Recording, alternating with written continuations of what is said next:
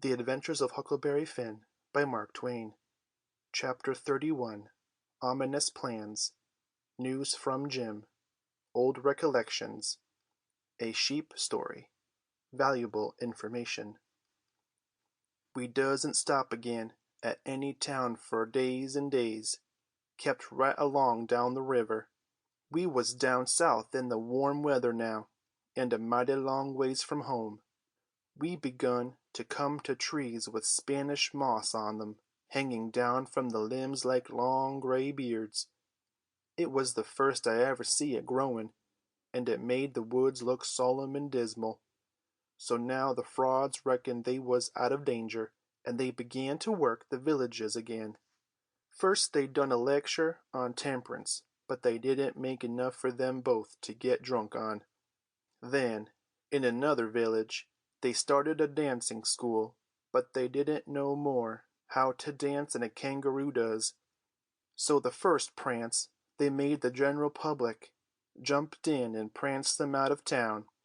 Another time they tried to go wet yellow caution, but they didn't yellowcoot long till the audience got up and gave them a solid good cussin', and made them skip out.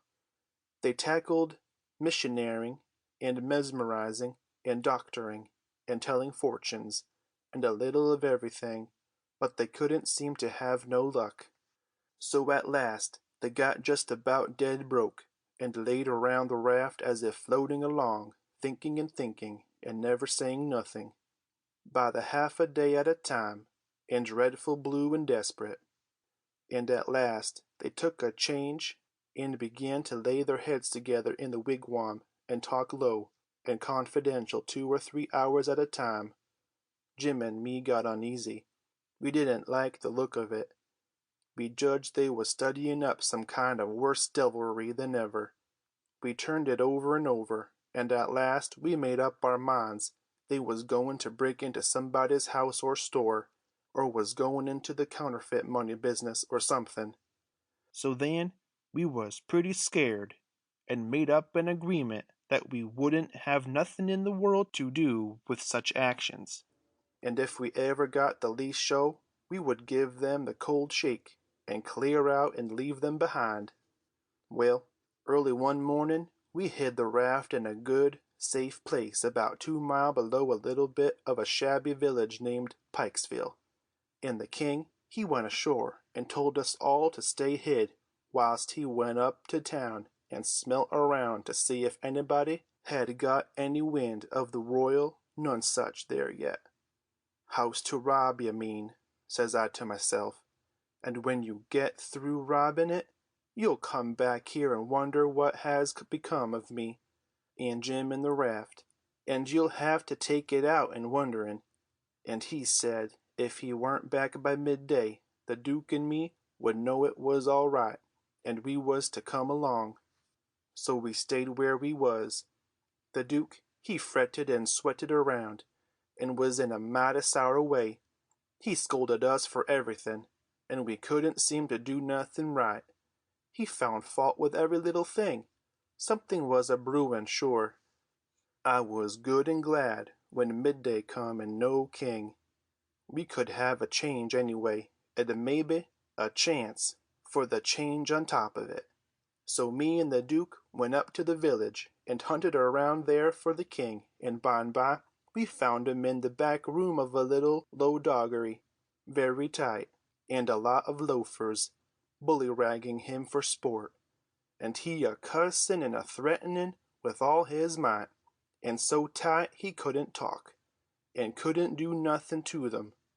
The Duke he begun to abuse him for an old fool, and the king begun to sass back, and the minute they was fairly at it, I let out, and shook the reeves out of my hind legs, and spun down the river road like a deer, for I sees our chance, and I made up my mind that it would be a long day before they ever see me and Jim again. I got down there all out of breath, but loaded up with joy, and sung out, "Set her loose, Jim! We're all right now!" But there weren't no answer, and nobody come out of the wigwam. Jim was gone. I set up a shout, and then another one, and run this way and that in the woods, whooping and screeching, but it weren't no use. Old Jim was gone. Then I set down and cried. I couldn't help it, but I couldn't sit still long. Pretty soon I went out on the road, trying to think what I better do, and I run across a boy walking, and asking him if he'd seen a strange nigger, dressed so and so, and he says, "Yes." "Whereabouts?" says I. "Down to Silas Phelps' place, 2 mile below here. He's a runaway nigger, and they've got him. Was you looking for him?" "You bet I ain't. I run across him in the woods about an hour or two ago, and he said if I hollered he'd cut my livers out, and told me to lay down and stay there where I was, and I done it. But there, ever since, I feared to come out." "Well, you needn't be afeard no more, because they've got him. He run off from down south, summers." "It's a job they got him." "Well, I reckon. There's $200 reward on him. It's like picking up money out in the road." "Yes, it is, and I could 'a' had it if I'd been big enough. I see him first. Who nailed him?" "It was an old fellow, a stranger, and he sold out his chance in him for $40 because he's got to go up the river and can't wait. Think of that now. You bet I'd wait if it was 7 year." "That's me, every time," says I. "But maybe his chance ain't worth no more than that. If he'll sell it so cheap, maybe there's something ain't straight about it." "But it is, though, strange as a string. I see the handbill myself. It tells all about him to a dot, paints him like a picture, and tells the plantation he's from, below New Orleans. No, sirree, Bob, there ain't no trouble about that speculation, you bet you. Say, give me a chaw tobacco, won't ya?" I didn't have none, so he left. I went to the raft and set down in the wigwam to think, but I couldn't come to nothing. I thought till I wore my head sore, but I couldn't see no way out of the trouble. After all this long journey, and after all we'd done for them scoundrels, here it was all come to nothing, everything all busted up and ruined, because they could have the heart to serve Jim such a trick as that, and make him a slave again all his life, and amongst strangers too, for $40 dirty. Once I said to myself it would be 1,000 times better for Jim to be a slave at home where his family was, as long as he'd got to be a slave, and so I'd better write a letter to Tom Sawyer, and tell him to tell Miss Watson where he was. But I soon give up that notion for two things. She'd be mad and disgusted at his rascally and ungratefulness for leaving her, and so she'd sell him straight down the river again, and if she didn't, everybody naturally despises an ungrateful nigger, and they'd make Jim feel it all the time, and so he'd feel ornery and disgraced, and then think of me. It would get all around that Huck Finn helped a nigger to get his freedom, and if I was ever to see anybody from that town again, I'd be ready to get down and lick his boots for shame. That's just the way. A person does a low-down thing, and then he don't want to take no consequences of it. Thinks as long as he can hide it, it ain't no disgrace. That was my fix exactly. The more I studied about this, the more my conscience went to grinding me, and the more wicked and low-down and ornery I got to feeling. And at last, when it hit me all of a sudden that there was the plain hand of Providence slapping me in the face and letting me know my wickedness was being watched all the time from up there in heaven, whilst I was stealing a poor old woman's nigger that hadn't ever done me no harm, and now was showing me there's one that's always on the lookout, and ain't a-going to allow no such miserable doings to go only just so fur and no further. I most dropped in my tracks, I was so scared. Well, I tried the best I could to kinder soften it up somehow for myself by saying I was brung up wicked, and so I weren't so much to blame, but something inside of me kept saying, There was the Sunday school. You could 'a' gone to it, and if you'd 'a' done it, they'd 'a' learnt you there that people that act as I'd been actin' about that nigger goes to everlastin' fire. It made me shiver, and I about made up my mind to pray and see if I couldn't try to quit being the kind of a boy I was and be better. So I kneeled down, but the words wouldn't come. Why wouldn't they? It weren't no use to try to hide it from him, nor from me neither. I knowed very well why they wouldn't come. It was because my heart weren't right. It was because I weren't square. It was because I was playing double. I was letting on to give up sin, but away inside of me I was holding on to the biggest one of all. I was trying to make my mouth say I would do the right thing, and the clean thing, and go and write to that nigger's owner and tell where he was. But deep down in me I knowed it was a lie, and he knowed it. You can't pray a lie. I found that out. So I was full of trouble, full as I could be, and didn't know what to do. At last I had an idea, and I says, I'll go and write the letter, and then see if I can pray. Why, it was so astonishin', the way I felt as light as a feather right straight off, and my troubles all gone. So I got a piece of paper and a pencil, all glad and excited, and set down and wrote, Miss Watson, your runaway nigger Jim is down here 2 mile below Pikesville, and Mr. Phelps has got him, and he will give him up for the reward if you send. Huck Finn. I felt good, and all washed clean of sin for the first time I had ever felt so in my life, and I knowed I could pray now. But I didn't do it straight off, but laid the paper down and set there thinking how good it was all this happened so, and how near I come to being lost and going to hell. And went on thinking, and got to thinking over our trip down the river, and I see Jim before me all the time, in the day and in the night time, sometimes moonlight, sometimes storms, and we a-floating along, talking and singing and laughing. But somehow I couldn't seem to strike no places to harden me against him, but only the other kind. I'd see him standing my watch on top of his'n, 'stead of calling me, so I could go on sleepin', and see him how glad he was when I come back out of the fog, and when I come to him again in the swamp, up there where the feud was, and such like times, and would always call me honey, and pet me, and do everything he could think of for me, and how good he always was. And at last I struck the time I saved him by telling the men we had smallpox aboard, and he was so grateful, and said I was the best friend old Jim ever had in the world, and the only one he's got now. And then I happened to look around and see that paper. It was a close place. I took it up and held it in my hand. I was a-tremblin', because I got to decide forever betwixt two things, and I knowed it.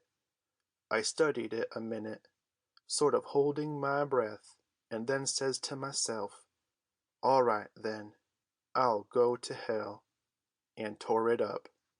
It was awful thoughts and awful words, but they was said, and I let them stay said, and never thought no more about reformin'. I shoved the whole thing out of my head, and said I would take up wickedness again, which was in my line, being brung up to it, and the other weren't. And for a starter, I would go to work, and steal Jim out of slavery again, and if I could think up anything worse, I would do that too, because as long as I was in, and in for good, I might as well go the whole hog. Then I set to thinking over how to get at it, and turned over some considerable many ways in my mind, and at last fixed up a plan that suited me. So then I took the bearings of a woody island that was down the river a piece, and as soon as it was fairly dark, I crept out with my raft and went for it, and hid it there, and then turned in. I slept the night through, and got up before it was light, and had my breakfast, and put on my store clothes, and tied up some others and one thing or another in a bundle, and took the canoe and cleared for shore. I landed below, where I judged was Philip's place, and hid my bundle in the woods, and then filled up the canoe with water, and loaded rocks into her, and sunk her where I could find her again when I wanted her, about a quarter of a mile below a little stream sawmill that was on the bank. Then I struck up the road, and when I passed the mill I see a sign on it, Philip's sawmill, and when I come to the farmhouses 200 or 300 yards further along, I kept my eyes peeled, but didn't see nobody around, though it was good daylight now. But I didn't mind, because I didn't want to see nobody just yet. I only wanted to get the lay of the land. According to my plan, I was going to turn up there from the village, not from below. So I just took a look and shoved along straight for town. Well, the very first man I see when I got there was the Duke. He was sticking up a bill for the Royal Nonsuch 3-night performance, like that other time. They had the cheek, them frauds. I was right on him before I could think. He looked astonished and says, "Hello, where'd you come from?" Then he says, kind of glad and eager, "Where's the raft? Got her in a good place?" I says, Why, that's just what I was going to ask your grace. Then he didn't look so joyful and says, "What was your idea for asking me?" He says, Well, I says, when I seed the king in that doggery yesterday, I says to myself, we can't get him home for hours, till he's soberer. So I went a loafing around town to put in the time and wait. A man came up and offered me 10 cents to help him pull a skiff over the river and back to fetch a sheep. And so I went along, but when he was dragging him to the boat, and the man left me a hold of the rope and went behind him to shove him along, he was too strong for me and jerked loose and run, and we after him. We didn't have no dog, and so we had to chase him all over the country till we tired him out. We never got him till dark. Then we fetched him over, and I started down for the raft. When I got there and see it was gone, I says to myself, they've got into trouble and had to leave, and they've took my nigger, which is the only nigger I've got in the world, and now I'm in a strange country, and ain't got no property no more, nor nothing, and no way to make my living, so I set down and cried. I slept in the woods all night. But what did become of the raft then? And Jim, poor Jim? "Blamed if I know that is what's become of the raft. That old fool had made a trade and got $40, and when we found him in the doggery the loafers had matched $half with him and got every cent but what he'd spent for whiskey. And when I got him home late last night and found the raft gone, we said, that little rascal has stole our raft and shook us and run off down the river." I wouldn't shake my nigger, would I? The only nigger I had in the world, and the only property. "We never thought of that. Fact is, I reckon we'd come to consider him our nigger. Yes, we did consider him so. Goodness knows we had trouble enough for him. So when we see the raft was gone and we flat broke, there weren't anything for it but to try the Royal Nonsuch another shake. And I've pegged along ever since, dry as a powder horn. Where's that 10 cents? Give it here." I had considerable money, so I give him 10 cents, but begged him to spend it for something to eat, and give me some, because it was all the money I had, and hadn't had nothing to eat since yesterday. He never said nothing. The next minute he whirls on me and says, "Do you reckon that nigger would blow on us? We'd skin him if he'd done that." How can he blow? Hain't he run off? "No, that old fool sold him and never divided with me, and the money's gone." Sold him? I says, and begun to cry. Why, He was my nigger, and that was my money. Where is he? I want my nigger. Well, you can't get your nigger, that's all. So dry up your blubbering. Looky here, do you think you'd venture to blow on us? Blamed if I think I'd trust you. Why, if you was to blow on us. He stopped, but I never see the Duke look so ugly out of his eyes before. I went on whimpering, and says, I don't want to blow on nobody, and I ain't got no time to blow nohow. I got to turn out and find my nigger. He looked kinder bothered, and stood there with his bills fluttering on his arm, thinking, and wrinkling up his forehead. At last he says, I'll tell you something. We got to be here 3 days. If you'll promise you won't blow and won't let the nigger blow, I'll tell you where to find him. So I promised, and he says, A farmer by the name of Silas. And then he stopped. You see, he started to tell me the truth, but when he stopped that way and begun to study and think again, I reckoned he was changing his mind. And so he was. He wouldn't trust me. He wanted to make sure of having me out of the way the whole 3 days. So pretty soon he says, The man that brought him is named Abram Foster, Abram G. Foster, and he lives 40 mile back here in the country on the road to Lafayette. All right, I says, I can walk it in 3 days, and I'll start this very afternoon. No, you won't. You'll start now. And don't you lose any time about it neither, nor do any gabbling by the way. Just keep a tight tongue in your head and move right along, and then you won't get into trouble with us. Do you hear? That was the order I wanted, and that was the only one I prayed for. I wanted to be left free to work my plans. So clear out, He says, and you can tell Mr. Foster whatever you want to. Maybe you can get him to believe that Jim is your nigger. Some idiots don't require documents. Leastways, I've heard there's such down south here. And when you tell him the handbill and the reward's bogus, maybe he'll believe you when you explain to him what the idea was for getting 'em out. Go long now and tell him anything you want to, but mind you don't work your jaw any between here and there. So I left, and struck for the back country. I didn't look around, but I kinder felt like he was watching me. But I knowed I could tire him out at that. I went straight out in the country as much as a mile before I stopped. Then I doubled back through the woods towards Phelps's. I reckoned I better start in on my plan straight off without fooling around, because I wanted to stop Jim's mouth till these fellows could get away. I didn't want no trouble with their kind. I'd seen all I wanted to of them, and wanted to get entirely shut of them. End of chapter 31.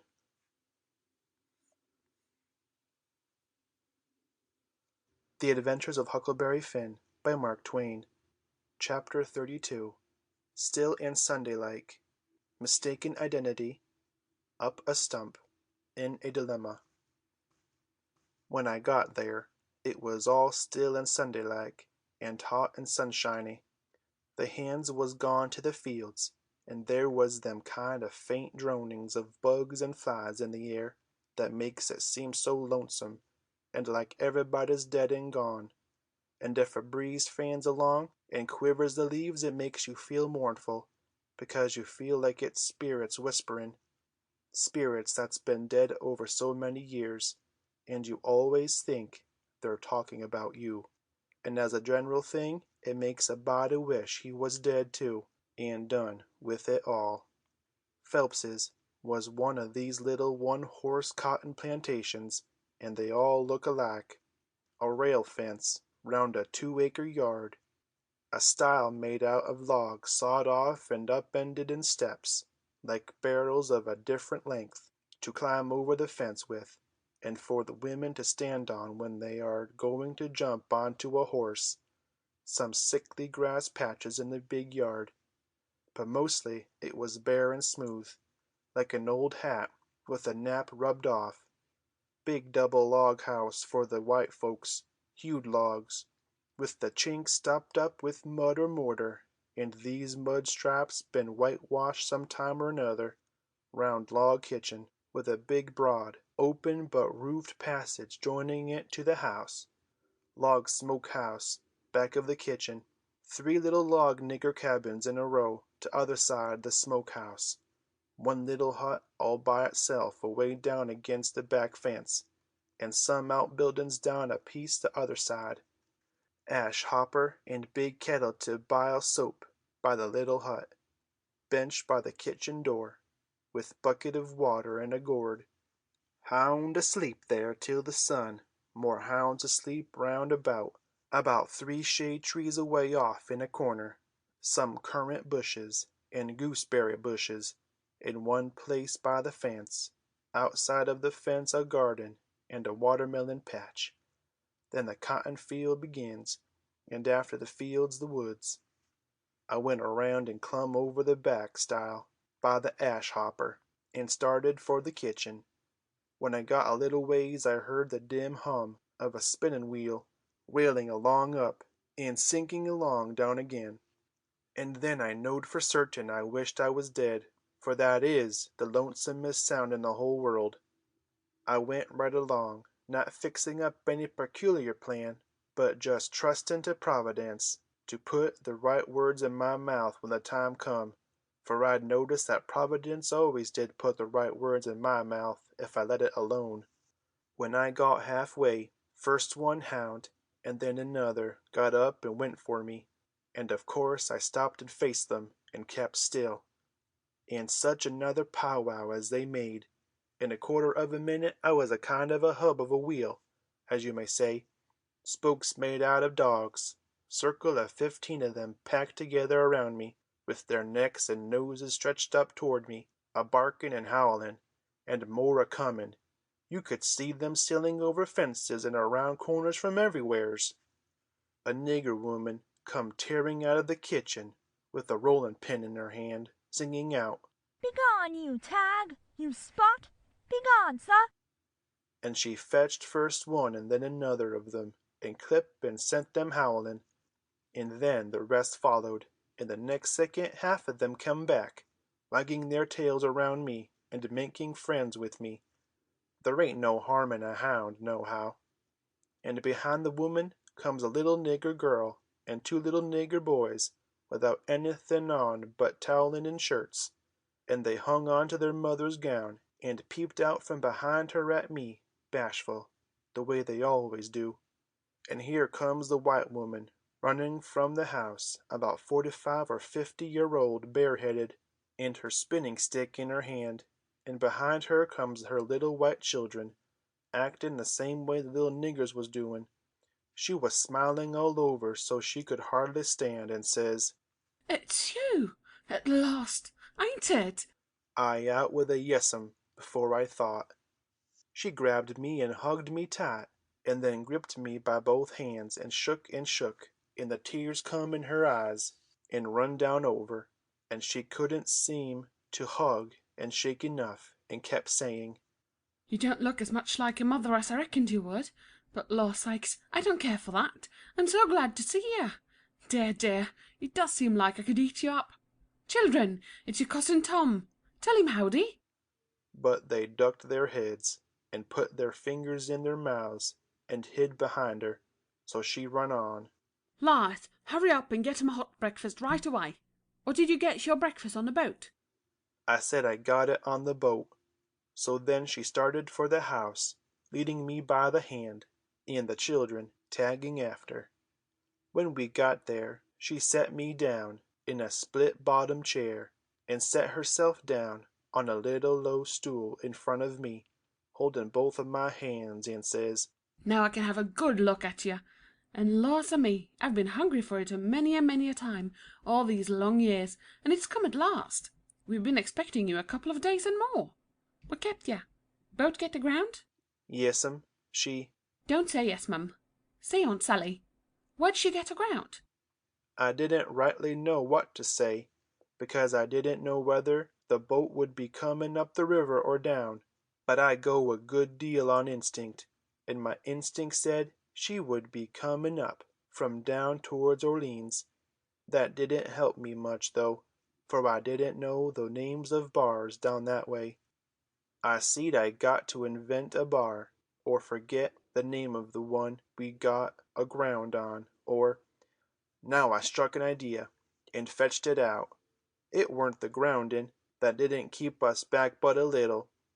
We blowed out a cylinder head. Good gracious! Anybody hurt? No'm. Killed a nigger. Well, it's lucky, because sometimes people do get hurt. 2 years ago, last Christmas, your Uncle Silas was coming up from New Orleans on the old Lally Rook, and she blowed out the cylinder head and crippled a man. And I think he died afterwards. He was a Baptist. Your Uncle Silas knowed a family in Baton Rouge that knowed his people very well. Yes, I remember now, he did die. Mortification set in, and they had to amputate him. But it didn't save him. Yes, it was mortification, that was it. He turned blue all over, and died in the hope of glorious resurrection. They say he was a sight to look at. Your uncle's been up to the town every day to fetch you, and he's gone again, not more than an hour ago. He'll be back any minute now. You must have met him on the road, didn't you? Oldish man with a— No, I didn't see nobody, Aunt Sally. The boat landed just at daylight, and I left my baggage on the wharf boat, and went a-looking around the town and out a piece in the country, to put it in the time, and not get here too soon, and so I come down the back way. Who'd you give the baggage to? Nobody. Why, child, it'll be stole. Not where I hid it, I reckon it won't, I says. How'd you get your breakfast so early on the boat? It was kinder thin ice, but I says, the captain see me standing around, and told me I better have something to eat before I went ashore. So he took me in the Texas to the officers' lunch, and give me all I wanted. I was getting so uneasy I couldn't listen good. I had my mind on the children all the time. I wanted to get them out to one side and pump them a little, and find out who I was, but I couldn't get no show. Mrs. Phelps kept it up and run on so. Pretty soon she made the cold chills streak all down my back, because she says— But here we are running on this way, and you ain't told me a word about Sis, nor any of 'em. Now I'll rest my works a little, and you start up yourn. Just tell me everything. Tell me all about every one of 'em, and how they are, and what they're doing, and what they told you to tell me, and every last thing you can think of. Well, I see I was up a stump, and up it good. Providence had stood by me this fur all right, but I was hard and tight aground now. I see it weren't a bit o' use to try to go ahead. I got to throw up my hand. So I says to myself, here is another place where I got to resk the truth. I opened my mouth to begin, but she grabbed me and hustled me in behind the bed and says— Here he comes. Stick your head down lower. There, that'll do. You can't be seen now. Don't let on your hair. I'll play a joke on 'em. Children, don't say a word. I see I was in a fix now, but it weren't no use to worry. There weren't nothing to do but just hold still, and try and be ready to stand from under when the lightning struck. I had just one little glimpse of the old gentleman when he come in, then the bed hit him. Mrs. Phelps she jumps for him and says— Has he come? No. Says her husband. Goodness gracious. She says. What in the world can have become of him? I can't imagine, says the old gentleman. And I must say, it makes me dreadful uneasy. Uneasy? She says. I'm ready to go distracted. He must have come, and you've missed him along the road. I know it so. Something tells me so. Why, Sally, I couldn't miss him along the road. You know that. But oh dear, dear, what will Sis say? He must have come. You must have missed him. Oh, don't distress me any more than I'm already distressed. I don't know what in the world to make of it. I'm at my wit's end, and I don't mind acknowledging that I'm right down scared. But there's no hope that he's come, for he couldn't come and me miss him. Sally, it's terrible, just terrible. Something's happened to the boat, sure. Why, Silas, look yonder, up the road. Ain't that somebody coming? He sprung to the window at the head of the bed, and that give Mrs. Phelps the chance she wanted. She stooped down quick at the foot of the bed and give me a pull, and out I come. And when she turned back from the window, there she stood, a beamin' and a smilin' like a house afire, and I standing pretty meek and sweaty alongside. The old gentleman stared and says, Why, who's that? Who do you reckon it is? I ain't no idea. Who is it? It's Tom Sawyer. By jigs, I most slumped through the door, but there weren't no time to swap knives. The old man grabbed me by the hand and shook, and kept on shaking, and all the time how the woman did dance around and laugh and cry, and then how they both did fire off questions about Sid, and Mary, and the rest of the tribe. But if they was joyful, it weren't nothing to what I was, for it was like being born again. I was so glad to find out who I was. Well, they froze to me for 2 hours, and at last, when my chin was so tired it couldn't hardly go any more, I had told them more about my family. I mean the Sawyer family. There never happened to any 6 Sawyer families, and I explained all about how we blowed out a cylinder head at the mouth of White River, and it took us 3 days to fix it, which was all right, and worked first rate, because they didn't know but what it would take 3 days to fix it. If I'd a called it a bolt head, it would a done just as well. Now I was feeling pretty comfortable all down one side, and pretty uncomfortable all up the other. Being Tom Sawyer was easy and comfortable, and it stayed easy and comfortable till by and by I hear the steamboat coughing along down the river. Then I says to myself, suppose Tom Sawyer comes down on that boat, and suppose he steps in here any minute and sings out my name before I can throw him a wink to keep quiet. Well, I couldn't have it that way. It wouldn't do at all. I must go up the road and waylay him. So I told the folks I reckoned I would go up to the town and fetch down my baggage. The old gentleman was for going along with me, but I said no. I could drive the horse myself, and I'd druther he wouldn't take no trouble about me. End of chapter 32.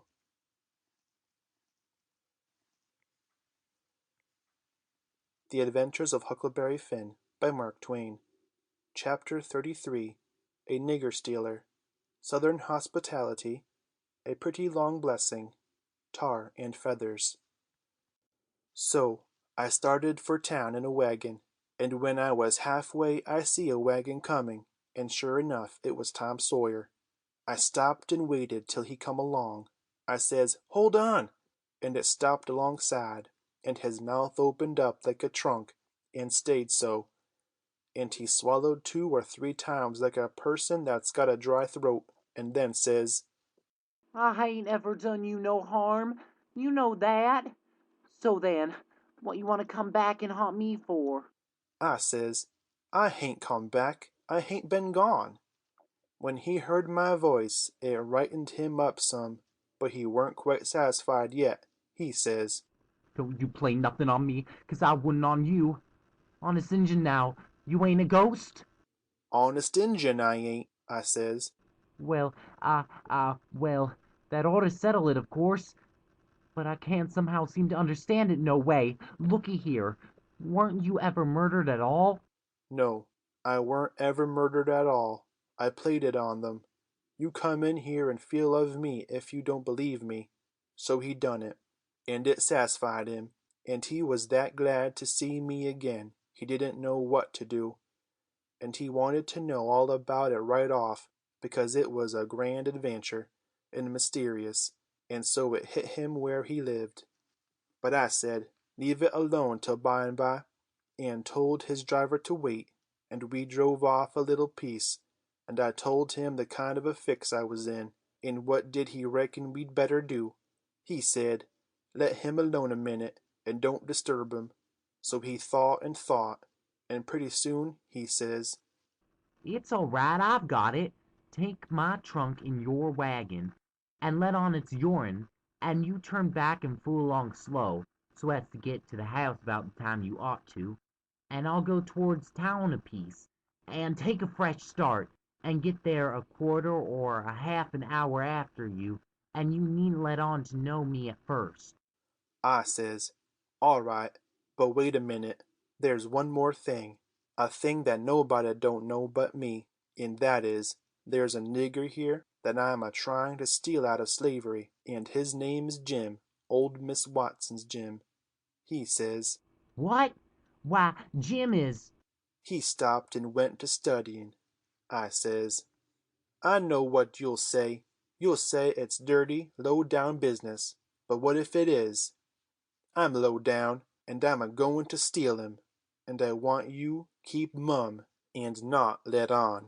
Will ya? His eye lit up, and he says, I'll help you steal him. well, I let go all holts then, like I was shot. It was the most astonishing speech I ever heard, and I'm bound to say Tom Sawyer fell considerable in my estimation, only I couldn't believe it. Tom Sawyer a nigger stealer. Oh, shucks, I says, you're joking. I ain't joking either. Well then, I says, joking or no joking, if you hear anything said about a runaway nigger, don't fret to remember that you don't know nothing about 'em, and I don't know nothing about 'em. Then we took the trunk and put it in my wagon, and he drove off his way and I drove mine. But of course I forgot all about driving slow on accounts of being glad and full of thinking, so I got home a heap too quick for that length of a trip. The old gentleman was at the door, and he says, Why, this is wonderful. Whoever would have thought it was in that mare to do it? I wish we'd have timed her. And she ain't sweated a hair, not a hair. It's wonderful. Why, I wouldn't take $100 for that horse now. I wouldn't, honest. And yet I'd have sold her for 15 before, and thought it was all she was worth. that's all he said. He was the innocentest, best old soul I ever did see, but it weren't surprising, because he weren't only just a farmer, he was a preacher too, and had a little one-horse log church down back of the plantation, which he built it himself at his own expense, for a church and a schoolhouse, and never charged nothing for his preaching, and it was worth it too. There was plenty other farmer preachers like that, and done the same way, down south. In about a half an hour, Tom's wagon drove up to the front stile, and Aunt Sally, she see it through the window, because it was only about 50 yards, and says, Why, there's somebody come. I wonder who it is. Why, I do believe it's a stranger. Jimmy, that's one of the children. run and tell Liz to put on another plate for dinner.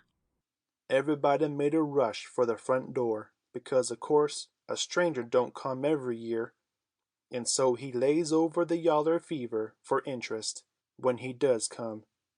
Tom was over the stile and started for the house. The wagon was spinning up the road for the village, and we was all bunched in the front door. Tom had his store clothes on and an audience, and that was always nuts for Tom Sawyer. In them circumstances, it weren't no trouble to him to throw in an amount of style that was suitable. He weren't a boy to meeky along up that yard like a sheep. No, he come calm and important, like a ram.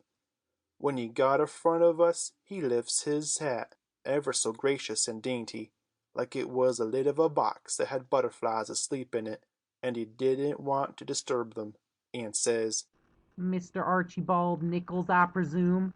No, my boy. says the old gentleman. I'm sorry to say your driver has deceived you. Nichols's place is a matter of 3 mile more. Come in, come in. Tom, he took a look back over his shoulder and says, Too late. He's out of sight. Yes, he's gone, my son. You must come in and eat your dinner with us. And then we'll hitch up and take you down to Nichols's. Oh, I can't make you so much trouble. I couldn't think of it. I'll walk. I don't mind the distance. But we won't let you walk. It wouldn't be Southern hospitality to do it. Come right in. Oh, do. says Aunt Sally. It ain't a bit of trouble to us, not a bit in the world. You must stay.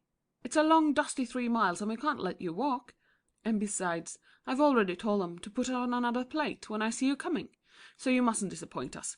Come right and make yourself at home." So Tom, he thanked them very hearty and handsome, and let himself be persuaded, and come in. And when he was in, he said he was a stranger from Hicksville, Ohio, and his name was William Thompson, and he made another bow. Well, he run on and on and on, making up stuff about Hicksville and everybody in it he could invent, and I getting a little nervous, and wondering how this was going to help me out of my scrape, and at last, still talking along, he reached over and kissed Aunt Sally right on the mouth, and then settled back again in his chair comfortable, and was going on talking. But she jumped up and wiped it off with the back of her hand, and says, "You owe a dicious puppy." He looked kind of hurt, and says, I'm surprised at you, ma'am. "You're Why, what do you reckon I am? I've got a good notion to take an... Say, what do you mean by kissing me?" He looked kind of humble, and says, I didn't mean nothing, ma'am. I didn't mean no harm. I thought you'd like it.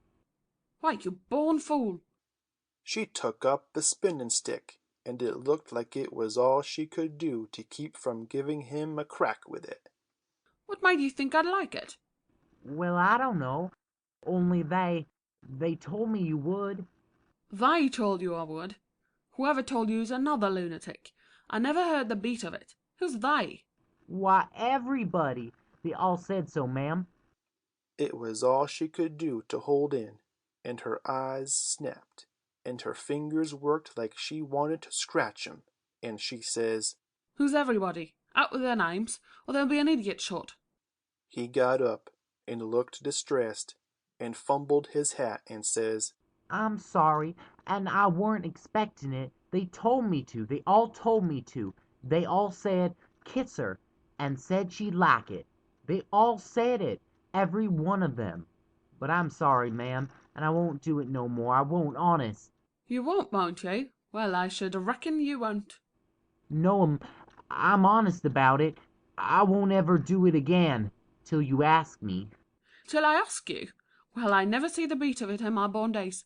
I lay you'll be the Methusalem numbskull of creation before I ever ask you, or the likes of you." Well, he says, it does surprise me so. I can't make it out somehow.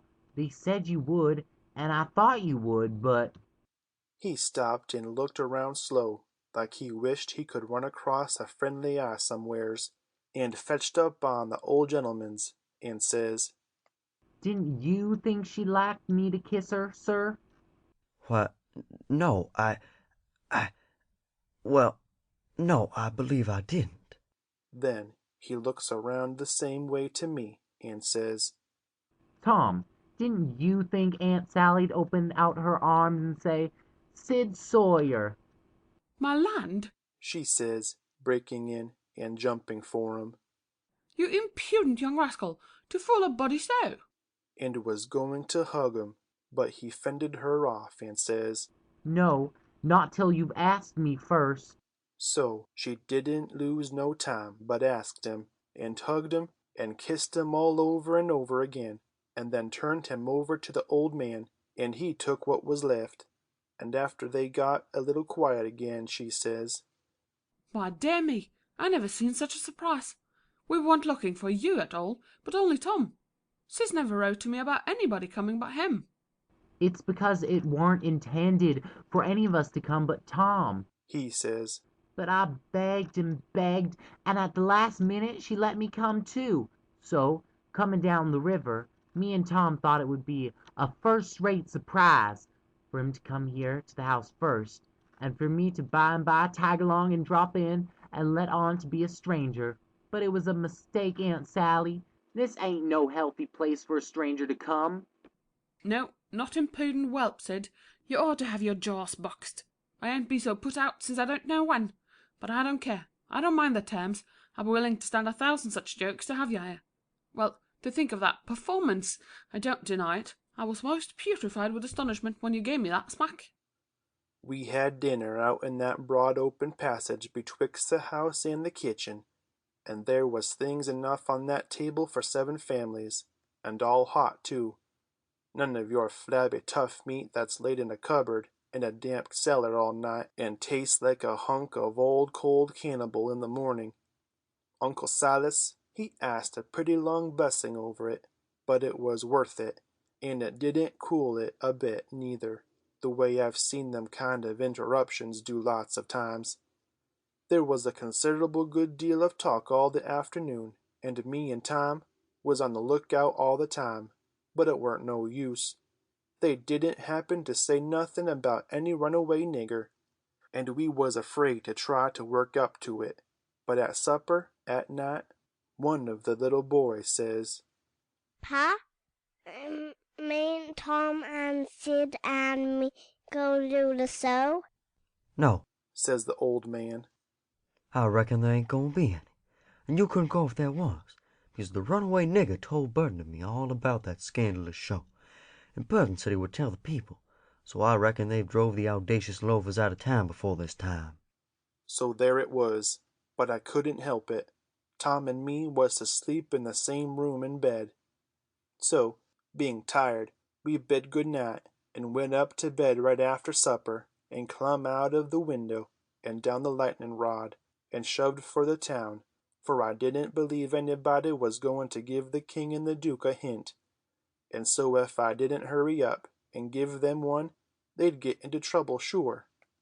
On the road, Tom, he told me all about it was reckoned I was murdered, and how Pap disappeared pretty soon, and didn't come back no more, and what a stir there was when Jim run away, and I told Tom all about our Royal Nonesuch rapscallions, and as much of the raft voyage as I had time to, and as we struck into the town and up through the middle of it, it was as much as half after 8. Then here comes a raging rush of peoples with torches, and an awful whooping and yelling, and banging tin pans and blowing horns, and we jumped to one side to let them go by. And as they went by, I see they had the king and the duke astraddle of a rail, that is, I knowed it was the king and the duke, though they was all over tar and feathers, and didn't look like nothing in the world that was human, just looked like a couple of monstrous big soldier plumes. Well, it made me sick to see it, and I was sorry for them, poor pitiful rascals. It didn't seem like I couldn't ever feel any hardness against them any more in the world. It was a dreadful thing to see. Human beings can be awfully cruel to one another. We see we was too late, couldn't do no good. We asked some stragglers about it, and they said everybody went to the show looking very innocent, and laid low, and kept dark till the poor old king was in the middle of his cavortings on the stage. Then somebody give a signal, and the house rose up and went for them. So we poked along back home, and I weren't feeling so brash as I was before, but kind of ornery and humble, and to blame somehow, though I hadn't done nothing. But that's always the way. It don't make no difference whether you do right or wrong. A person's conscience ain't got no sense, and just goes for him anyway. If I had a yaller dog that didn't know no more than a person's conscience does, I would poison him. It takes up more room than all the rest of a person's insides, and yet ain't no good nohow. Tom Sawyer, he says the same. End of chapter 33.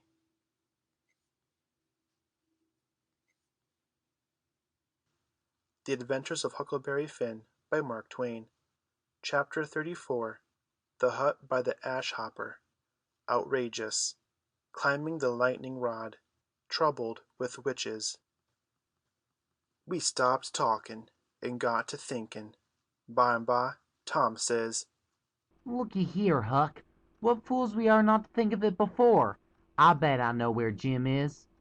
No, where? In that hut down by the ash hopper. Why, looky here. When we was at dinner, didn't you see a nigger man go in there with some victuals? Yes, What did you think the victuals was for? for a dog. So did I. Well, it wasn't for a dog. Why? Because part of it was watermelon. So it was. I noticed it. Well, it does beat all that I never thought about a dog not eating watermelon. It shows how a body can see and don't see at the same time. Well, the nigger unlocked the padlock when he went in, and he locked it again when he came out. He fetched Uncle a key about the time we got up from table. Same key, I bet.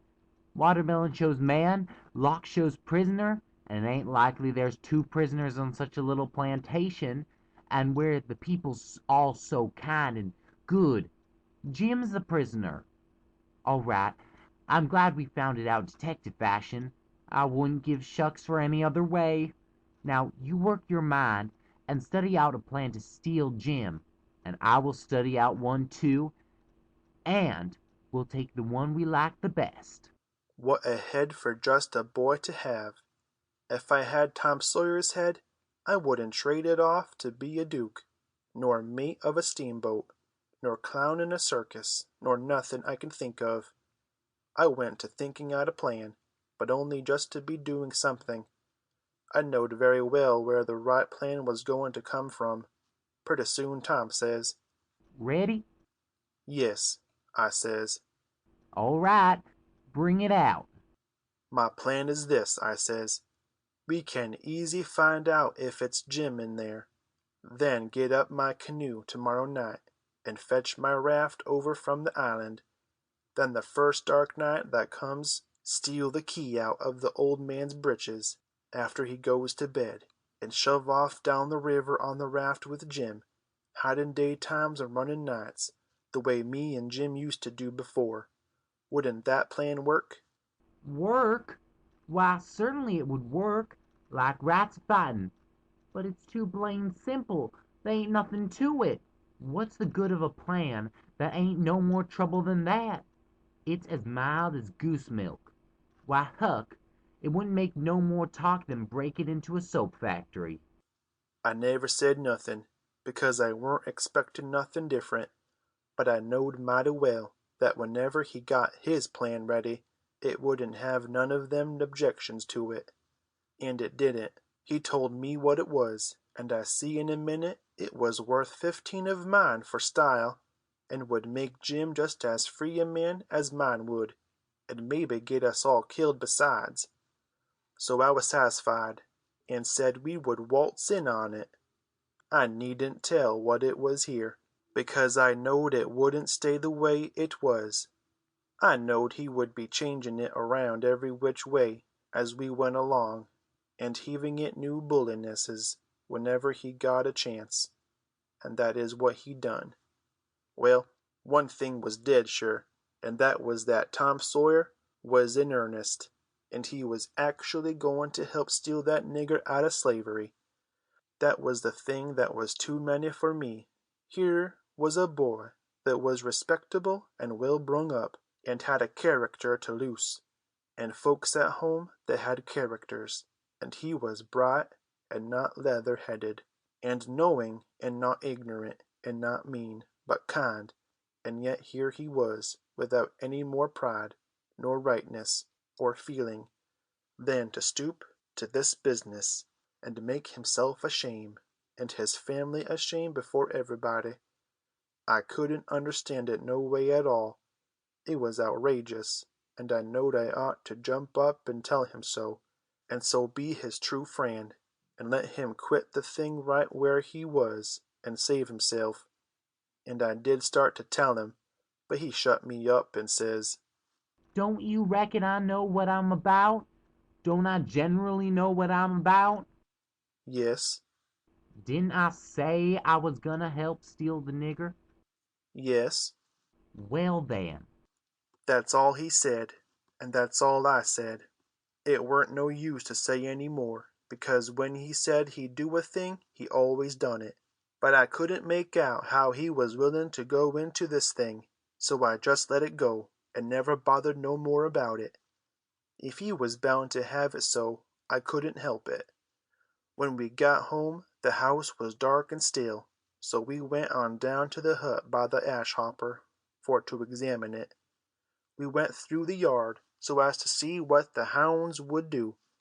They knowed us, and didn't make no more noise than country dogs, is always doing when anything comes by in the night.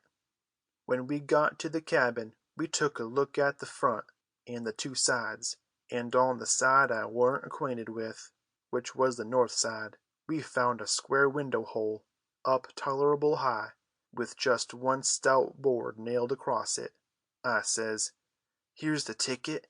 This hole's big enough for Jim to get through, if we wrench off the board." Tom says, It's as simple as tit-tat-toe, 3 in a row, and as easy as playing hooky. I should hope we can find a way that's a little more complicated than that, Huck Finn. "Well then," I says, "how will it do to saw him out the way I done before I was murdered that time?" That's more like. He says, It's real mysterious, and troublesome, and good. he says, But I bet we can find a way that's twice as long. There ain't no hurry. Let's keep on looking around. betwixt the hut and the fence, on the back side, was a lean-to that joined the hut at the eaves, and was made out of plank. It was as long as the hut, but narrow, only about 6 foot wide. The door to it was at the south end, and was padlocked. Tom, he went to the soap kettle, and searched around, and fetched back the iron thing they lift the lid with. So he took it and prized out one of the staples. The chain fell down, and we opened the door and went in, and shut it, and struck a match, and see the shed was only built against a cabin, and hadn't no connection with it, and there weren't no floor to the shed, nor nothing in it but some old rusty played out hoes, and spades, and picks, and a crippled plow. The match went out, and so did we, and shoved in the staple again, and the door was locked as good as ever. Tom was joyful. He says, Now we're all right. We'll dig him out. It'll take about a week. Then we started for the house, and I went in the back door. You only have to pull a buckskin, that string. They don't fasten the doors. But that weren't romantical enough for Tom Sawyer. No way would do him but he must climb up the lightning rod. But after he got up halfway about 3 times, and missed fire and fell every time, and the last time most busted his brains out. He thought he got to give it up, but after he was rested he allowed he would give her one more turn for luck, and this time he made the trip. In the morning we was up at break o' day, and down to the nigger cabins to pet the dogs, and make friends with the nigger that fed Jim, if it was Jim that was being fed.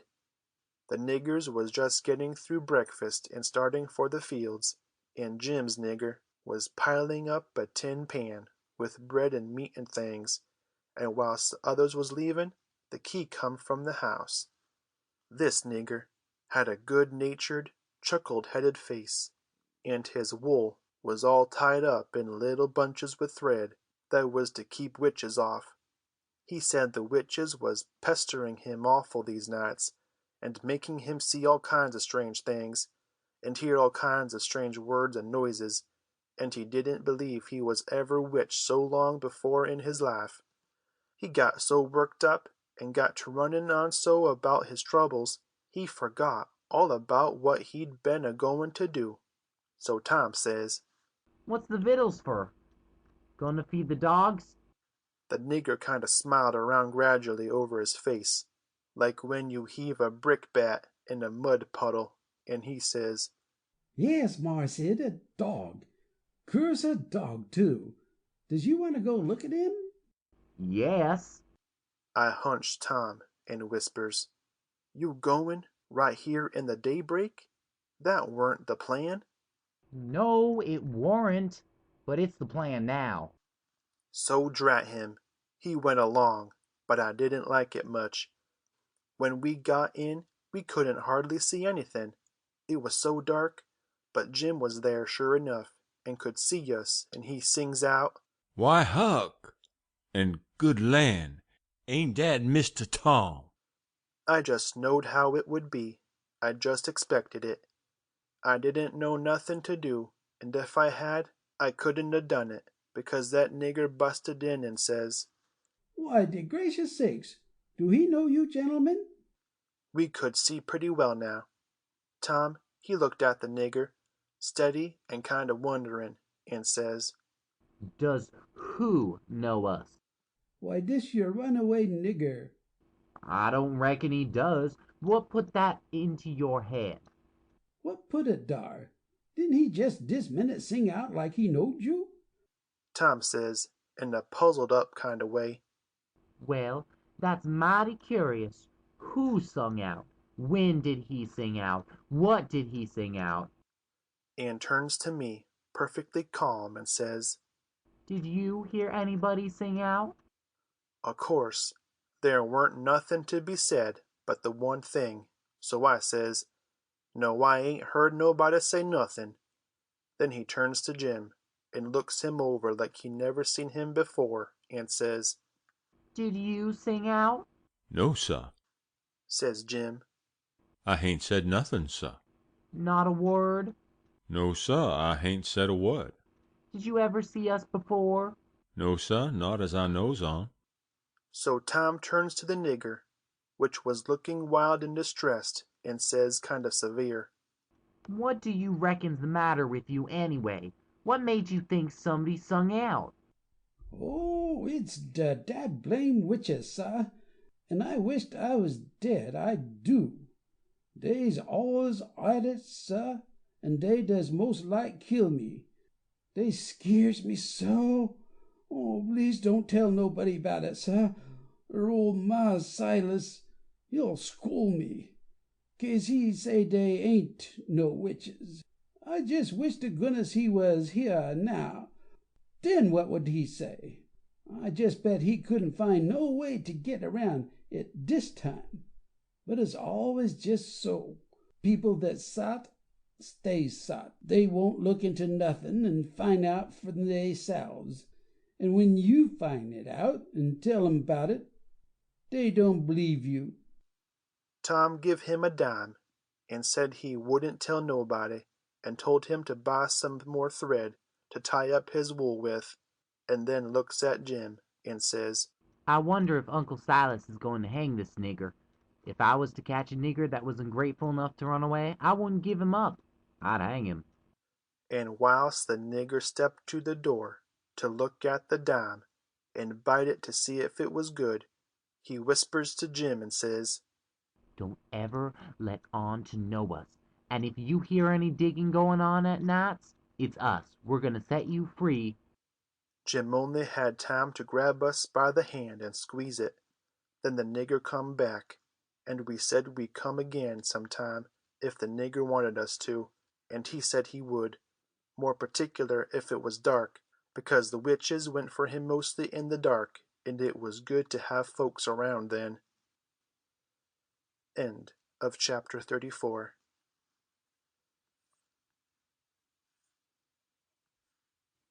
Chapter 35. Escaping Properly.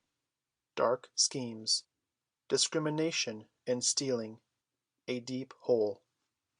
It would be most an hour yet till breakfast, so we left and struck down into the woods, because Tom said we got to have some light to see how to dig by, and a lantern makes too much, and might get us into trouble. What we must have was a lot of them rotten chunks that's called foxfire, and just makes a soft kind of a glow when you lay them in a dark place. We fetched an armful, and hid it in the weeds, and set down to rest, and Tom says, kind of dissatisfied, Blame it, this whole thing is just as easy and awkward as it can be.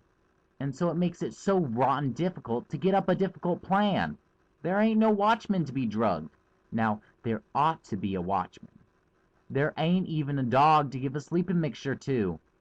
And there's Jim, chained by one leg with a 10-foot chain to the leg of his bed. Why, all you got to do is lift up the bedstead and slip off the chain. And Uncle Slice, he trusts everybody, sends the key to the pumpkin-headed nigger, and don't send nobody to watch the nigger. Jim could have got out of that window hole before this, only there wouldn't be no use trying to travel with a 10-foot chain on his leg, Why, drat it, Huck, it's the stupidest arrangement I ever see. You got to invent all the difficulties. Well, we can't help it. We got to do the best we can with the materials we've got. Anyhow, here's the thing. There's more honor in getting him out through a lot of difficulties and dangers, where there weren't one of them furnished to you by the people who it was their duty to furnish them. And you had to contrive them all out of your head. Now look at just that one thing of the lantern. When you come down to the cold facts, we simply got to let on that a lantern's rescue. Why, we could work with a torchlight procession if we wanted to, I believe. Now, whilst I think of it, we got to hunt up something to make a saw out of the first chance we get. What do we want of a saw? What do we want of it? Ain't we got to saw the leg of Jim's bed off so as to get the chain loose? Why, you just said a body could lift up the bedstead and slip the chain off. Well, if that ain't just like you, Huck Finn, you can get up the infant schooliest ways of going at a thing. Why, hain't you ever read any books at all? Baron Trenck, nor Casanova, nor Benvenuto Cellini, nor Henry IV, nor none of them heroes? Who ever heard of getting a prisoner loose in such an old maidy way as that? No! The way all the best authorities does it is to saw the bed leg in two, and leave it just so, and swallow the sawdust so it can't be found, and put some dirt and grease around the saw place, so the very keenest sensical can't see no sign of its being sawed, and thinks the bed leg is perfectly sound.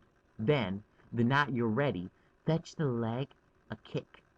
Down she goes, slip off your chain, and there you are. Nothing to do but hitch your rope ladder to the battlements, shin down it, break your leg in the moat, because a rope ladder is 19 foot too short, you know. And there's your horses, and your trusty vassals, and they scoop you up and fling you across the saddle, and away you go to your native Languedoc, or Navarre, or wherever it is. It's gaudy, Huck. I wish there was a moat to this cabin. If we get time, the night of the escape, we'll dig one. I says, what do we want of a moat when we're going to sneak him out from under the cabin? But he never heard me. He had forgot me and everything else. He had his chin in his hand, thinking. Pretty soon he sighs and shakes his head, then sighs again, and says, No, it wouldn't do. There ain't necessity enough for it. For what? I says. Why, to saw Jim's leg off. He says, Good land, I says. Why, there ain't no necessity for it. And what would you want to saw his leg off for anyway? Well, some of the best authorities has done it. They couldn't get the chain off, so they just cut their hand off and shoved. And a leg would be better still. But we got to let that go. There ain't necessity enough in this case. And besides, Jim's a nigger and wouldn't understand the reasons for it, and how it's the custom in Europe, so we'll let it go. But there's one thing. He can't have a rope ladder. We can tear up our sheets and make him a rope ladder easy enough. And we can send it to him in a pie. It's mostly done that way, and I've ate worse pies. Why, Tom Sawyer, how you talk, I says. Jim ain't got no use for a rope ladder. He has got use for it. How you talk, you better say. You don't know nothing about it. He's got to have a rope ladder. They all do. What in the nation can he do with it? Do with it? He can hide it in his bed, can he? That's what they all do. And he's got to, too. Huck, you don't ever seem to want to do anything that's regular. You want to be starting something fresh all the time. Suppose he don't do nothing with it. Ain't it there in his bed for a clue after he's gone? And don't you reckon they'll want clues? Of course they will. And you wouldn't leave them any? That would be a pretty howdy-do, wouldn't it? I never heard of such a thing. Well, I says, if it's in the regulations, and he's got to have it, all right, let him have it, because I don't wish to go back on no regulations. But there's one thing, Tom Sawyer. If we go to tearing up our sheets to make Jim a rope ladder, we're going to get into trouble with Aunt Sally, just as sure as you're born. Now, the way I look at it, a hickory bark ladder don't cost nothing, and don't waste nothing, and is just as good to load up a pie with, and hide in a straw tick, as any rag ladder you can start. And as for Jim, he ain't had no experience, and so he don't care what kind of a— Oh, shucks, Huck Finn. If I was as ignorant as you, I'd keep still. That's what I'd do. Whoever heard of a state prisoner escaping by a hickory bark ladder? Why, it's perfectly ridiculous. Well, all right, Tom. Fix it your own way. But if you will take my advice, you'll let me borrow a sheet off of the clothesline. He said that would do, and that gave him another idea, and he says, Borrow a shirt, too. What do we want of a shirt, Tom? Want it for Jim to keep a journal on. Journal your granny. Jim can't write.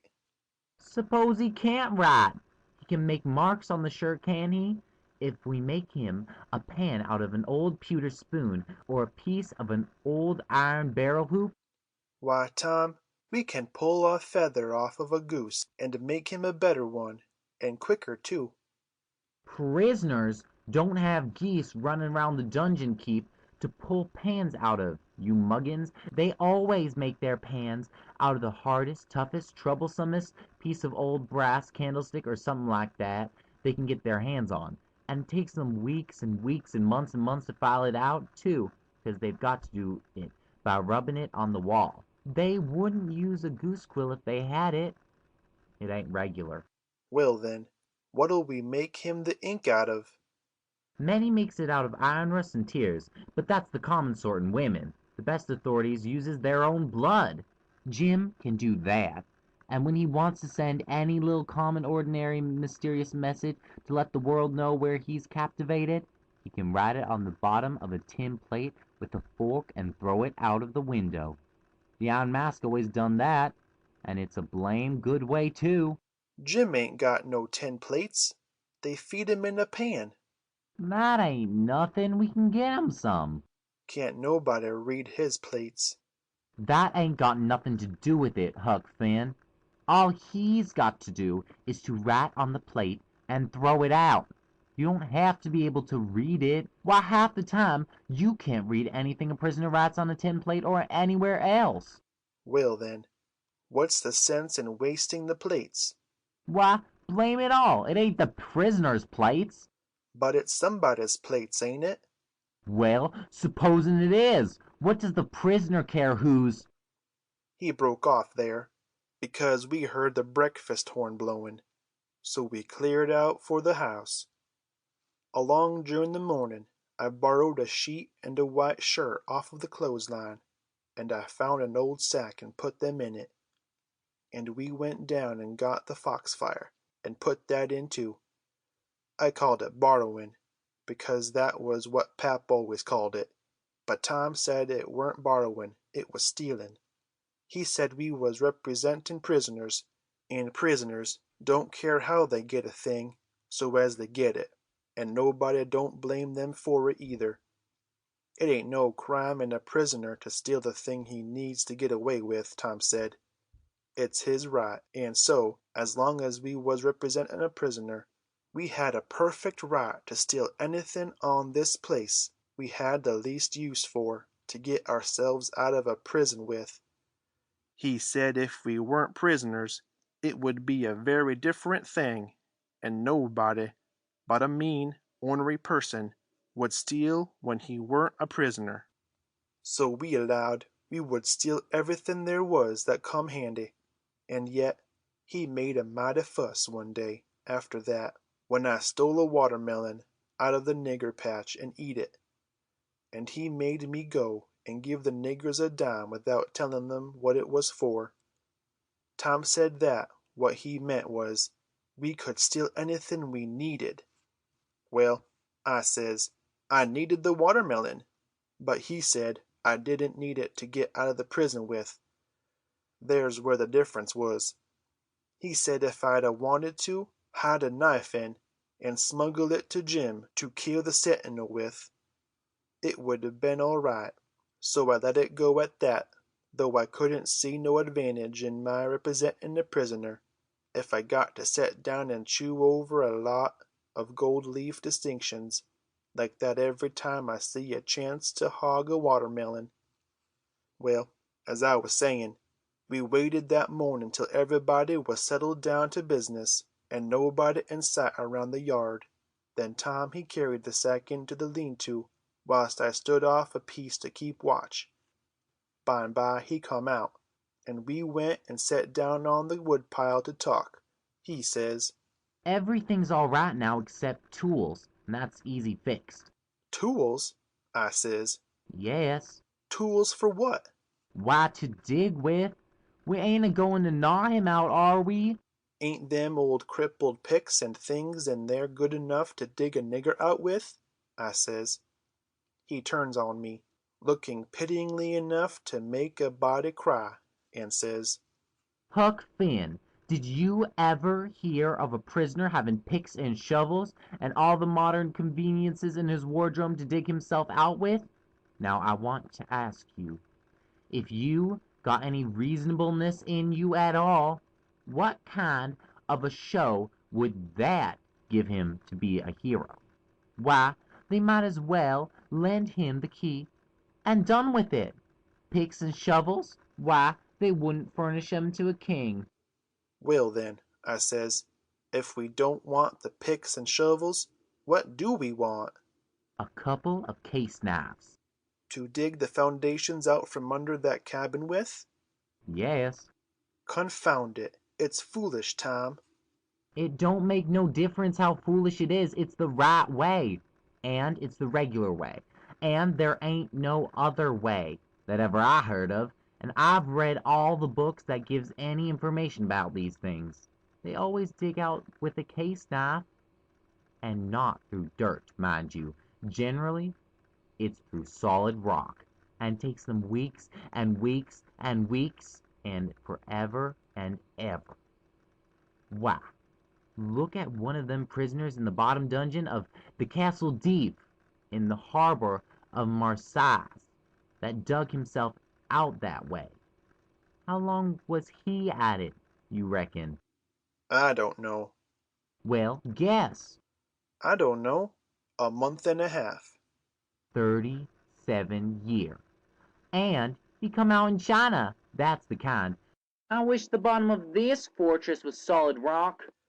"Jim don't know nobody in China." What's that got to do with it? Neither did that other fellow. But you're always a wandering off on a side issue. Why can't you stick to the main point? "All right, I don't care where he comes out, so as he comes out, and Jim don't either, I reckon. But there's one thing anyway, Jim's too old to be dug out with a case knife. He won't last." Yes, he will last, too. You don't reckon it's going to take 37 years to dig out through a dirt foundation, do you? "How long will it take, Tom?" Well, we can't risk being as long as we ought to, because it mayn't take very long for Uncle Silas to hear from down there by New Orleans. He'll hear Jim ain't from there. Then his next move will be to advertise Jim, or something like that. So we can't risk being as long digging him out as we ought to. By rights, I reckon we ought to be a couple of years, but we can't, things being so uncertain. What I recommend is this, that we really dig right in as quick as we can, and after that we can let on to ourselves that we was at it 37 years. Then we can snatch him out and rush him away the first time there's an alarm. Yes, I reckon that'll be the best way. "Now there's sense in that," I says. "Letting on don't cost nothing. Letting on ain't no trouble, and if it's any object, I don't mind letting on we was at it 150 year. It wouldn't strain me none, after I got my hand in. So I'll mosey along now, and smouch a couple of case knives." Smooch 3, he says. we want one to make a saw out of. Tom, if it ain't unregular and irreligious to suggest it, I says, there's an old rusty saw blade around yonder sticking under the weatherboarding behind the smokehouse.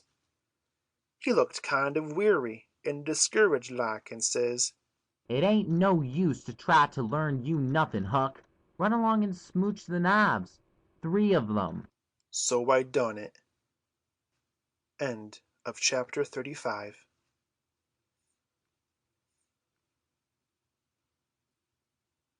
The Adventures of Huckleberry Finn by Mark Twain. Chapter 36. The Lightning Rod. His Level Best. A Bequest to Posterity. A High Figure. As soon as we reckoned everybody was asleep that night, we went down the lightning rod, and shut ourselves up in the lean-to, and got out a pile of foxfire, and went to work. We cleared everything out of the way, about 4 or 5 foot long in the middle of the bottom log.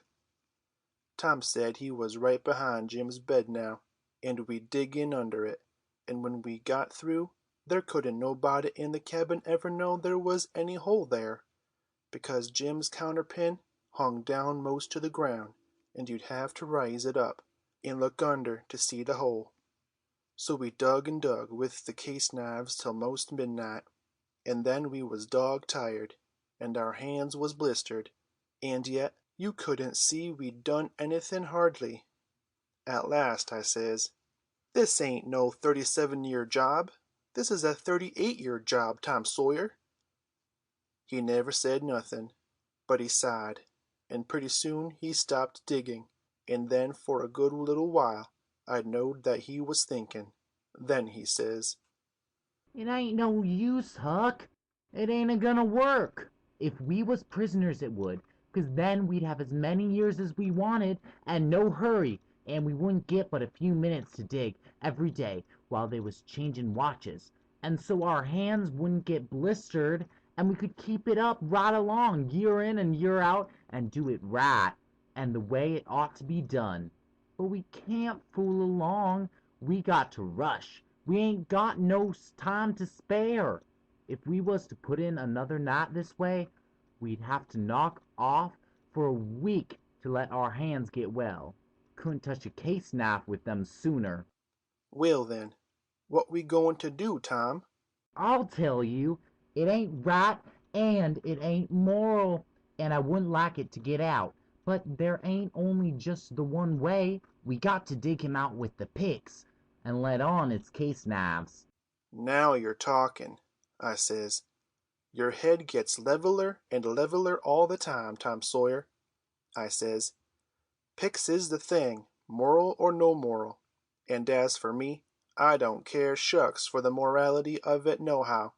When I start in to steal a nigger, or a watermelon, or a Sunday school book, I ain't no ways particular how it's done, so it's done. What I want is my nigger, so what I want is my watermelon, or what I want is my Sunday school book, and if a pick's the handiest thing, that's the thing I'm a-going to dig that nigger, or that watermelon, or that Sunday school book out with, and I don't give a dead rat what the authorities thinks about it nuther," Well, he says. there's excuse for picks and letting on in a case like this. If it weren't so, I wouldn't approve of it, nor I wouldn't stand by and see the rules broke, 'cause right is right and wrong is wrong, and a body ain't got no business doing wrong when he ain't ignorant and knows better. It might answer for you to dig Jim out with a pick, without any letting on, because you don't know no better, but it wouldn't for me, because I do know better. Give me a case knife. He had his own by him, and I handed him mine. He flung it down and says, Gimme a case knife. I didn't know just what to do, but then I thought. I scratched around amongst the old tools, and got a pickaxe and give it to him, and he took it and went to work, and never said a word. He was always just that particular, full of principle. So then I got a shovel, and then we picked and shoveled, turn about, and made the fur fly. We stuck to it about a half an hour. which was as long as we could stand up, but we had a good deal of a hole to show for it. When I got upstairs, I looked out at the window and see Tom doing his level best with the lightning rod, but he couldn't come it, his hands was so sore. At last he says, "It ain't no use. It can't be done. What you reckon I better do? Can't you think of no way?" "Yes," I says, "but I reckon it ain't regular. Come up the stairs, and let on it's a lightning rod." So he done it. Next day Tom stole a pewter spoon and a brass candlestick in the house for to make some pens for Jim out of, and 6 tallow candles, and I hung around the nigger cabins and laid for a chance, and stole 3 tin plates. Tom says that weren't enough, but I said nobody wouldn't ever see the plates that Jim throwed out, because they'd fall in the dog fennel and Jimson weeds under the window hole. Then we could tote them back, and he could use them over again. So Tom was satisfied. Then he says, "Now the thing to study out is how to get the things to Jim." "Take them in through the hole," I says, "when we get it done." He only just looked scornful, and said something about nobody ever heard of such an idiotic idea, and then he went to studying. By and by he said he had ciphered out 2 or 3 ways, but there weren't no need to decide on any of them yet. Said we got to post Jim first. That night we went down the lightning rod a little after 10, and took one of the candles along, and listened under the window hole and heard Jim snoring, so we pitched it in, and it didn't wake him. Then we whirled in with the pick and shovel, and in about 2 hours and a half the job was done.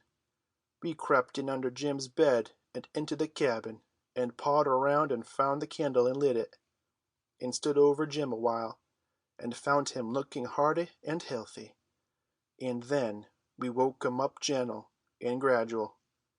He was so glad to see us he most cried, and called us honey, and all the pet names he could think of, and was for having us hunt up a cold chisel to cut the chain off his leg with right away, and clearing out without losing any time. But Tom, he showed him how unregular it would be, and sat down and told him all about our plans, and how we could alter them in a minute any time there was an alarm, and not to be the least afraid, because we would see he got away sure. So Jim, he said it was all right, and we set there and talked over old times a while, and then Tom asked a lot of questions, and when Jim told him Uncle Silas come in every day or 2 to pray with him, and Aunt Sally come in to see if he was comfortable and had plenty to eat, and both of them was kind as they could be, Tom says, "Now I know how to fix it. We'll send you some things by them." I said, "Don't do nothing of the kind. It's one of the most jackass ideas that ever struck." But he never paid no attention to me, went right on. It was his way when he got his plan set, so he told Jim how we'd have to smuggle in the rope ladder pie and other large things by Nat, the nigger that fed him, and he must be on the lookout and not be surprised, and not let Nat see him open them, and we would put small things in Uncle's coat pockets, and he must steal them out. And we would tie things to Aunt Apron strings or put them in her apron pocket, if we got a chance, and told him what they would be and what they was for, and told him how to keep a journal on the shirt with his blood and all that. I told him everything. Jim, he couldn't see no sense in most of it, but he allowed we was white folks and knowed better than him, so he was satisfied, and said he would do it, all just as Tom said. Jim had plenty corn-cob pipes and tobacco, so we had a right down good sociable time. Then we crawled out through the hole, and so home to bed, with hands that looked like they'd been chawed. Tom was in high spirits. He said it was the best fun he ever had in his life, and the most intellectual. and said if he only could see his way to it we would keep it up all the rest of our lives and leave Jim to our children to get out, for he believed Jim would come to like it better and better the more he got used to it. He said that in that way it could be struck out to as much as 80 year, and would be the best time on record. And he said it would make us all celebrated that he had a hand in it. In the morning we went out to the wood pile and chopped up the brass candlestick into handy sizes, and Tom put them in the pewter spoon in his pocket. Then we went to the nigger cabins, and while I got Nat's notice off, Tom shoved a piece of the candlestick into the middle of a corn pone that was in Jim's pan, and we went along with Nat to see how it would work, and it just worked noble. When Jim bit into it, it most mashed all his teeth out, and there weren't ever anything could have worked better. Tom said so himself. Jim, he never let on but what it was only just a piece of rock or something like that's always getting into bread, you know. But after that he never bit into nothing but what he jabbed his fork into it in 3 or 4 places first. And whilst we was standing there in the dimmish light, here comes a couple of hounds bulging in from under Jim's bed, and they kept on piling in till there was 11 of 'em, and there weren't hardly room in there to get your breath. By jigs, we forgot to fasten that lean-to door. The nigger Nat, he only just hollered, "Witches!" once, and kneeled over on the floor amongst the dogs, and begun to groan like he was dying. Tom jerked the door open and flung out a slab of Jim's meat, and the dogs went for it, and in 2 seconds he was out himself and back again and shut the door, and I knowed he'd fixed the other door too. Then he went to work on the nigger, coaxing him and petting him, and asking him if he'd been imagining he saw something again. He raised up and blinked his eye around and says, "Mars Sid, you'll say I's a fool, but if I didn't believe I see most 1,000,000 dogs or devils or something, I wish I may die right here in these tracks. I did most surely, Mars Sid. I felt them, sir. They was all over me. Dad fetch it, I just wish I could get my hands on one of der witches, just once. Only just once. It's all I'd asked. Mostly, I wish they'd leave me alone. I does." Tom says, Well, I tell you what I think. What makes them come here just at this runaway nigger's breakfast time? It's because they're hungry, that's the reason. You make them a witch pie? That's the thing for you to do.